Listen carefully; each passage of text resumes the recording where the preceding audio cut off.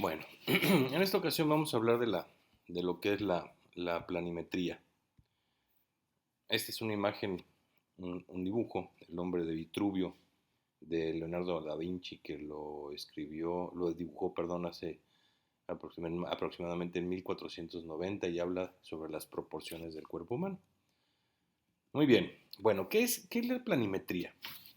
La planimetría, pues básicamente es un conjunto, es el conjunto de planos anatómicos imaginarios que nos van a servir para referenciarnos en la división del cuerpo humano en zonas que nos va a facilitar su estudio anatómico.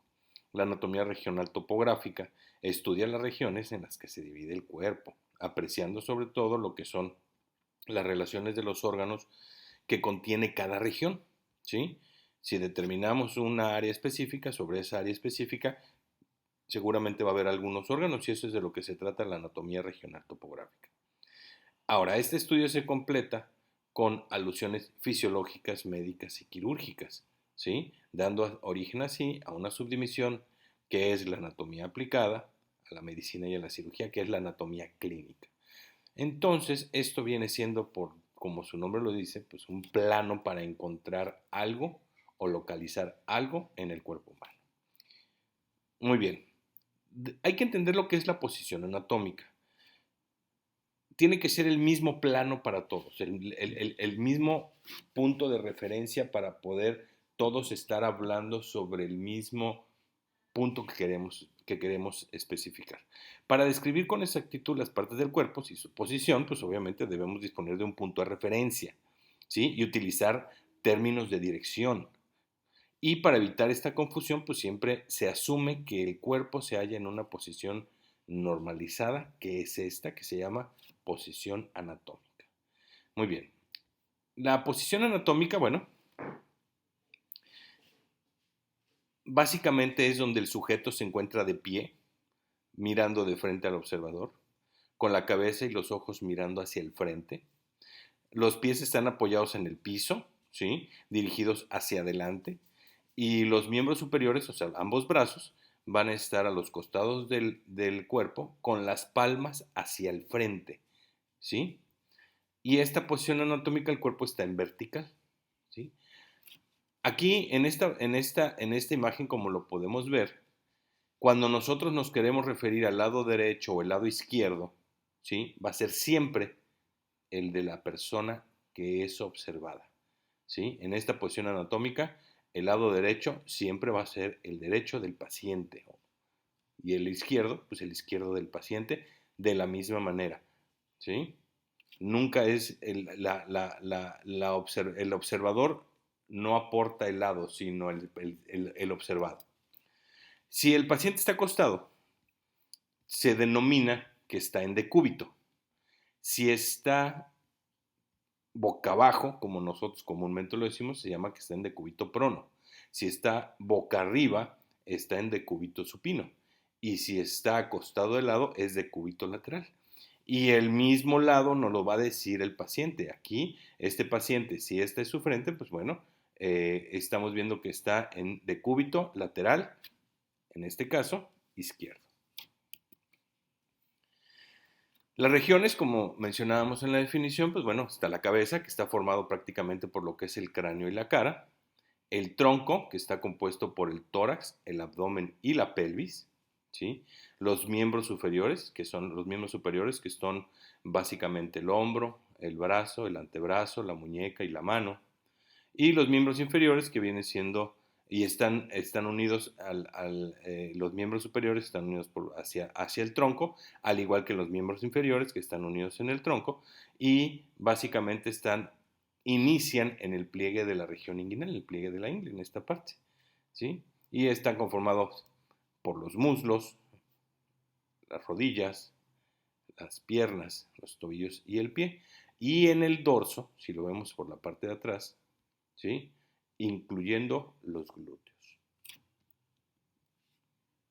Esta es otra imagen de cómo esta paciente está en su posición anatómica, cómo están las partes divididas, las regiones, la cabeza, el tronco, los miembros superiores, miembros inferiores. tanto en anterior como en posterior, ¿sí?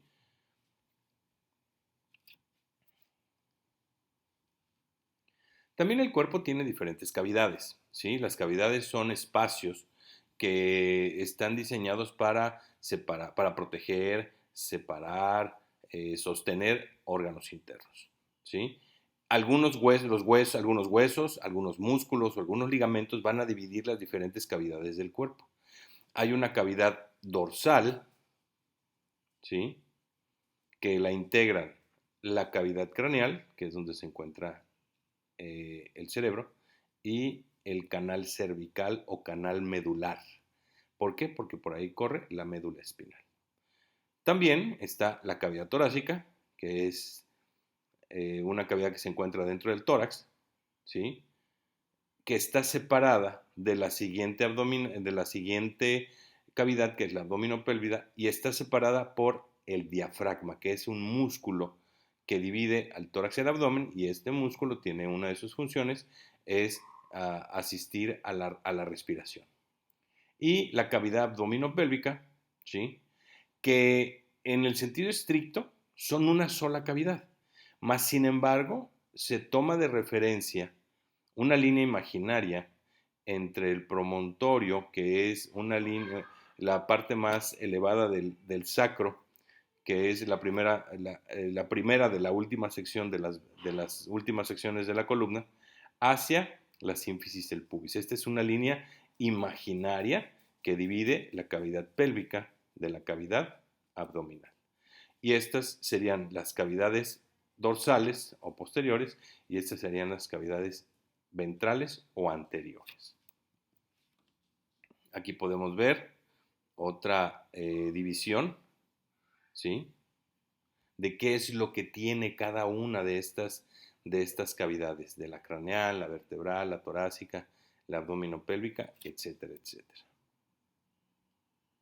Aquí podemos ver, por ejemplo, en la cavidad torácica que se encuentran los pulmones, las vías aéreas, el corazón, los grandes vasos, etcétera, etcétera. Y en la cavidad abdominal, ¿sí?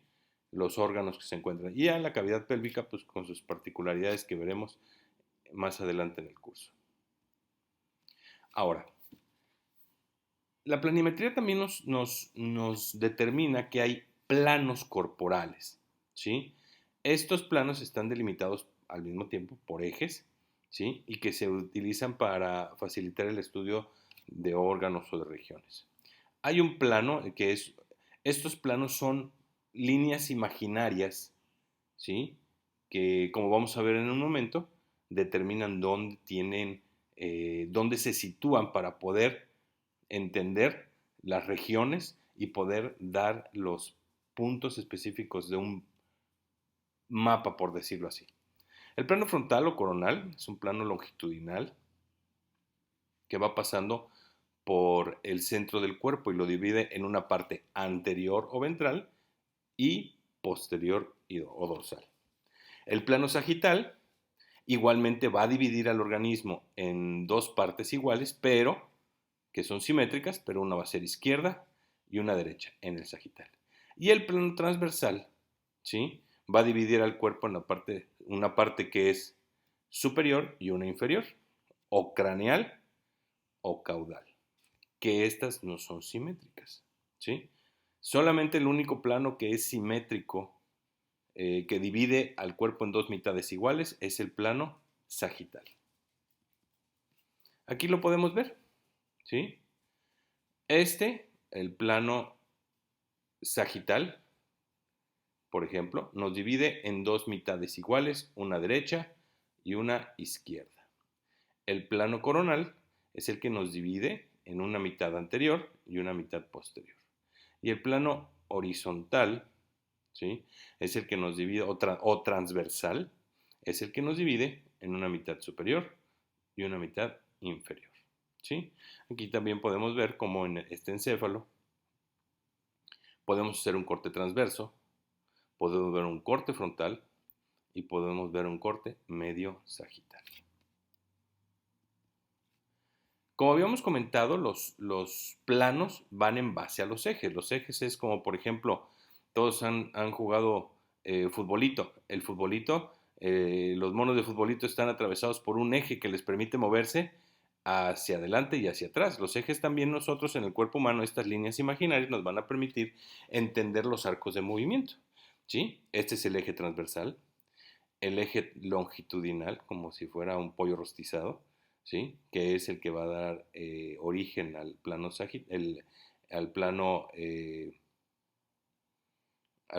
perdón, sí, el eje transversal, el longitudinal, que le va a dar al plano coronal, que nos va a dividir en una mitad anterior y una mitad posterior, y el eje sagital, que nos va a dividir en una mitad derecha y una mitad izquierda.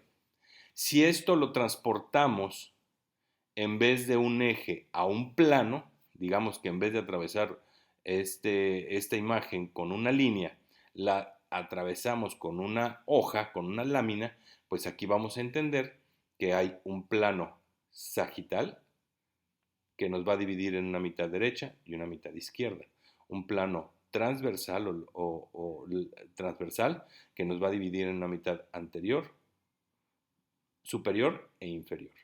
Y el plano frontal o coronal que nos va a dividir en una parte, en una mitad anterior y una posterior. Muy bien, estos planos son imaginarios y, por ejemplo, el plano sagital que nos divide en una mitad derecha y una mitad izquierda pasa exactamente por la mitad del cuerpo, ¿sí? Y nos da una mitad derecha y una mitad izquierda. Sin embargo, cuando esta línea, este plano lo vamos desplazando, desplazamos un plano paralelo, ¿sí? Ya no es un plano sagital, es parasagital, ¿sí? Porque ya se desvía de la mitad, ¿sí? Pero es paralelo al plano sagital, por eso le llama parasagital, porque es paralelo al plano sagital original. Aquí repetimos, pues un eje transverso, un plano transverso que nos divide en una mitad superior, una mitad inferior, un plano sagital que nos divide en una mitad derecha, mitad izquierda, y un plano coronal o frontal que nos divide en una mitad anterior y una mitad posterior, o ventral o dorsal. Bueno, estas son ya las definiciones de lo que habíamos mencionado. Sin embargo, también hay otros planos. Hay otros planos que se llaman oblicuos, que son lateralizados, que pueden ser a 45 a 30 grados, para poder describir algunas estructuras, ¿sí? Y estos ángulos van a estar dados ya sea con la referencia de un plano transverso, sagital o frontal, ¿sí? Hablamos de cortes, ¿sí? Cuando estamos viendo la imagen que se refleja de ese plano. Generalmente cuando esto nos va a ayudar para poder interpretar estudios que son en dos dimensiones, como las imágenes que vemos en una fotografía. Podemos inferir cierta profundidad, mas sin embargo estamos viendo solamente dos dimensiones. Entonces a estas se les llama cortes, ¿sí? Para poder ya, la terminología que vamos a utilizar, estos términos normalmente los vamos a tener que manejar continuamente para poder referirnos a ubicar alguna estructura en el cuerpo humano. Cuando hablamos de que es superior, es lo que está hacia arriba, ¿sí? Que puede ser superior, cefálico o craneal. Lo que está hacia abajo puede ser inferior, podal o caudal. Cuando es hacia adelante es anterior o ventral. Cuando es hacia atrás es posterior o dorsal.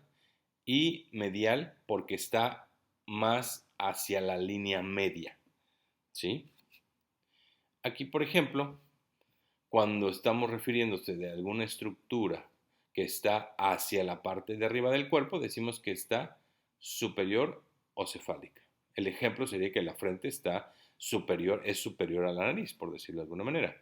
Inferior es que se aleja, o bueno, se aleja del extremo superior, va hacia abajo, y el ombligo, por ejemplo, está inferior al esternón. Aquí estaría el ombligo, aquí está el esternón. Entonces, si hablamos del ombligo, está inferior al esternón al hacer esa comparación. Ventral es cuando está hacia adelante, ¿sí? En este caso, está más, en este plano coronal, pues estaría hacia adelante. Estaríamos hablando que el esternón está en una posición anterior a la espina dorsal, que la espina dorsal estaría aquí atrás. Entonces, si estamos hablando de eso, su posición es anterior o ventral. Mientras que el corazón, por ejemplo, el término dorsal, pues bueno, es que se refiere que está más atrás que. El corazón está en posición posterior al esternón. Aquí estaría el corazón y más adelante estaría el esternón. ¿Sí? Cuando hablamos de lateral, es que se aleja o está más lejos de la línea media o mediana. ¿Sí? Proximal es que se encuentra más cerca, sobre todo de un punto de articulación. ¿Sí? Distal es que se encuentra más lejos de una determinada articulación. Externo es cuando está por fuera o hacia el exterior. ¿Sí? E interno cuando es hacia adentro de un órgano o estructura. Aquí, por ejemplo, estaríamos hablando de que es distal, que es proximal, en estas imágenes dependiendo dónde se encuentra. ¿Sí? La rodilla está en posición distal respecto al muslo, mientras que, por ejemplo, el codo es proximal a la muñeca, que está más cerca, entonces eso es proximal, que está más lejos, eso sería lo que es distal. Aquí nosotros ya podemos decir, tomar dos estructuras y decir cuál está más proximal o cuál está más distal, dependiendo de a cuál estructura nos querramos referir. Y lo mismo, cuál es más medial, que está más cerca de la línea media, o más lateral, más lejos de la línea media. ¿Sí? Y si lateral, cuando está del mismo lado o en la misma mitad que estamos viendo. Contralateral cuando está del lado contrario. Superficial cuando está cerca de la superficie del cuerpo y profundo cuando está hacia adentro de las cavidades. ¿Sí? Medial que se ubica más hacia la línea media, lateral que se va más hacia un lado, superficial que está más en la superficie, por así decirlo, ¿sí? O está más profundo. Por ejemplo, en este caso, la piel está más superficial que el esqueleto y los pulmones están en una posición profunda en la caja torácica, porque la caja torácica pues incluye todo lo que es el, el tórax. Y aquí podemos ver pues, diferentes términos, básicamente los que ya comentamos, que también se encuentran en su libro de texto, en Tórtora. Asimismo, todas estas nomenclaturas nos van a ayudar para poder determinar cómo encontramos un punto en un mapa. Por ejemplo, en la cartografía, pues es el estudio de los mapas, pues bueno, necesitamos una longitud y una latitud para poder encontrar un punto, ¿sí? En este caso, las líneas, que la definición de geometría es una asociación continua de puntos, en la anatomía la utilizamos para definir áreas o regiones del cuerpo humano. ¿Sí? Por ejemplo, la línea esternal es una línea que pasa, imaginaria que pasa por el centro del esternón y divide el tórax en dos mitades. ¿Sí? Y también nos ayuda para definir estructuras corporales que tienen un aspecto más o menos lineal. Por ejemplo, vamos a encontrar algunas líneas en los huesos, como la línea aspera en el fémur, la línea alba, ¿sí? Que es una línea que se une en la línea, que está en la línea, en la parte media del abdomen, exactamente en la línea, en la mitad del abdomen. Y ahí la podemos encontrar. Entonces, nosotros, para poder encontrar un punto determinado en el organismo, pues necesitamos una coordenada, una ubicación. Entonces, si nos damos cuenta, aquí esta línea, la marcada con la número 3, es la línea medio esternal. Muchas veces los huesos son los que nos van a ayudar, porque estos están en un sitio en específico, nos van a ayudar a determinar su ubicación. Entonces, esta sería la línea medio esternal. Si yo trazo una línea paralela que pase por el borde del esternón, se llama paraesternal. ¿Sí? Aquí puedo trazar otra línea, que es muy común. Utilizo la clavícula, que es un hueso que se encuentra en la parte superior del tórax, Y esta línea yo sé que si la proyecto en la mitad de la clavícula se va a llamar la línea medio clavicular. Y va a haber una línea medio clavicular derecha y otra línea medio clavicular izquierda. ¿Sí? En el tórax podemos con estas líneas, y estas líneas que se encuentran aquí por delante de la axila, que es la línea axilar anterior, tanto derecha como izquierda, tenemos estas líneas que van paralelas a la línea media. ¿Sí? Entonces, si nosotros quisiéramos encontrar un punto determinado en el tórax, vamos a buscar en los espacios intercostales, que es una manera en la que igual nosotros podemos determinar un sitio determinado. Por ejemplo, es para un tipo de maniobras que se llama descompresión torácica con aguja, pues utilizamos la línea medio clavicular, ya sea derecha o izquierda, y el segundo espacio intercostal. Entonces, de esta manera, nosotros ya tenemos un sitio ubicado. Si nosotros tocamos el ángulo de Lewis que se encuentra debajo de lo que viene siendo el manubrio external, eso nos dice que es el segundo espacio intercostal. Y si nosotros encontramos en esta parte la línea medio clavicular, que es una línea imaginaria, pues vamos a encontrar el punto determinado. ¿Sí? Y si buscamos, por ejemplo, para algunas intervenciones en el tórax, como la colocación de un tubo torácico, pues la mejor ubicación generalmente va a ser el quinto espacio intercostal, ¿sí? Que estos se pueden palpar, y la línea axilar anterior. ¿Sí? Entonces, aquí hay estas líneas nos van a delimitar diferentes áreas, como el área supraclavicular, que porque está por arriba de la clavícula, el área infraclavicular, ¿sí? El área mamaria y ya más adelante, como lo vamos a ver, el hipocondrio. Aquí podemos ver las líneas que podemos encontrar, en este caso, en el tórax. La línea external o medio external o external media, cualquiera de los tres nombres es correcto. Si esta línea la desplazamos al borde del externo, se llama paraexternal. Aquí en esta parte que es la clavícula, la línea medio clavicular y la línea axilar. En la cara lateral del tórax vamos a encontrar lo que es la línea axilar anterior, la línea axilar media y la línea axilar posterior. Si revisamos en los pacientes vamos a encontrar que uno de los límites va a ser el músculo pectoral y parte lo que forman lo que es el hueco de la axila. Y estas son las que nos van a ayudar a determinar estas líneas. Y aquí mismo, en el tórax, también nos van a ayudar los espacios intercostales a encontrar un espacio en específico. Y en el dorso, ya en la espalda, pues encontramos la línea vertebral, ¿sí? O espinal, porque pasa por todas las apófisis espinosas. Igual, si esta línea la desplazamos hacia un lado de la columna, se llama paravertebral. Aquí esta línea es la línea escapular media, porque pasa por medio de este hueso que se llama escápula u omóplato, ¿sí? Y también puede haber una línea interescápulo vertebral. Estaríamos hablando de una línea que puede pasar aquí.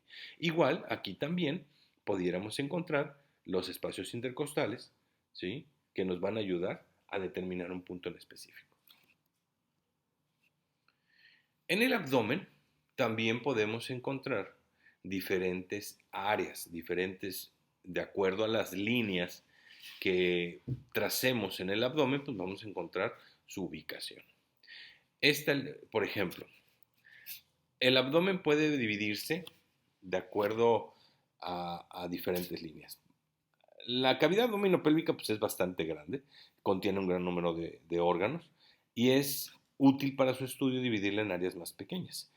Hay dos tipos de maneras de interpretarlo, ya sea en un esquema de 4 regiones, ¿sí? Que se dividen en cuadrantes, porque son 4, cuadrante superior derecho, superior derecho, inferior derecho, superior izquierdo e inferior derecho, ¿sí?